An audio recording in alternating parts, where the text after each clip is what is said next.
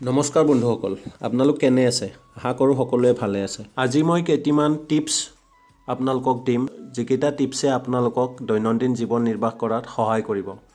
তো বলক ভিডিঅ'টি আৰম্ভ কৰোঁ। প্ৰথমতে ক'ব খুজিছোঁ, ৰাতিৰ আহাৰ গ্ৰহণ কৰাৰ পিছত 10 মিনিট খোজ কাঢ়িহে শুব। তাৰ ফলত কি হয়, পাচনতন্ত্ৰ আমাৰ মজবুত হয়। ৰাতিত টোপনি নাহিলে 1 মিনিটৰ বাবে চকু দুটি খৰকৈ মেলা জপোৱা কৰক। নিশ্চিতভাৱে পৰৱৰ্তী মিনিটত আপোনাৰ টোপনি আহিব।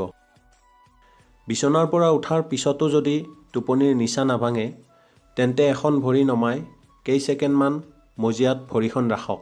দেখিব আপোনাৰ টোপনিৰ ভাৱ নোহোৱা হৈ গৈছে। মুখৰ ছালখন দিনটোত এবাৰ হ'লেও বৰফৰ পানী নাইবা ফ্ৰিজৰ পানীৰে ধুলে মুখত গুটি গুটি নোলায়। নিয়মিত যদি ভাল লগা গান বা সুৰীয়া সুৰ শুনে, ভৱিষ্যতে মগজুৰ ৰোগৰ সম্ভাৱনা নাইকিয়া হয়। দৈনন্দিন 15 মিনিট প্ৰাণ খুলি হাঁহিব লাগে। 15 মিনিট হাঁহি 2 ঘণ্টাৰ টোপনিতকৈও উত্তম। ধন্যবাদ।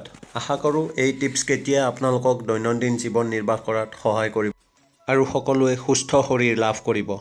ভিডিঅ'টো যদি ভাল পাইছে তেন্তে লাইক, কমেণ্ট, শ্বেয়াৰ কৰিব আৰু যদি নতুনকৈ চাই আছে চেনেলটি ছাবস্ক্ৰাইব কৰি দিব। আকৌ এবাৰ ধন্যবাদ।